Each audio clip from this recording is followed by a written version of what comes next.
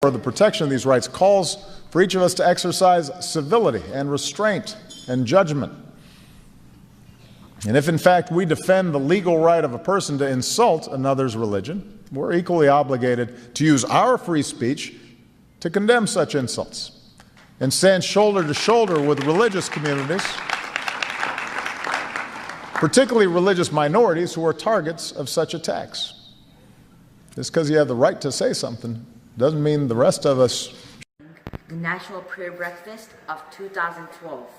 Religion, religious tolerance, and religious freedom is important as it helps a nation grow with civility, restraint, and judgment, which means that it helps a nation grow to become a better nation in all ways. The Bill of Rights was created after a dispute between the Federalists and the Anti-Federalists. The Anti-Federalists, who opposed the first set of laws that were created by the Federalists because they thought that it gave the government too much power. James Madison, an anti-federalist, came up with 12 sets of laws or rights for the people, 10 of which became the Bill of Rights, but he did not come up with the idea of it.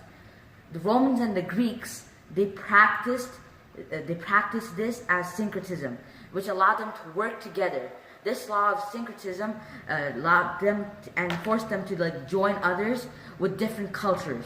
Also, Cyrus the Great of Persia, during 500 BC, created a set of laws, and one of them said that the emperor and everyone in the empire had to abide by these laws, and they had to allow others with the freedom of religion.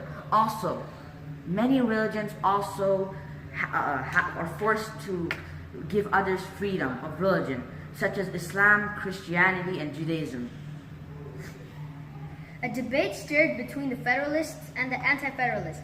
Fearing defeat, the Federalists accepted the Bill of Rights. Now, since there was nobody to oppose the Anti-Federalists, the Bill of Rights were established. It was passed on 1789 and it was ratified on 1791. Many people and politicians still consider its meaning vague and very disputable. This is why nowadays it has been ignored. The government has started targeting people of specific religions, and they target them to become terrorists or fake terrorists made by the government and FBI. One of them, Hassan Muhammad, was made by FBI terrorists or fake terrorists who would not leave him alone. He listened to them and did what they asked, to fake bomb a building in New York just so he could get rid of them. When he was arrested in jail, he said to the court, "I just did what they said because I wanted to get rid of them."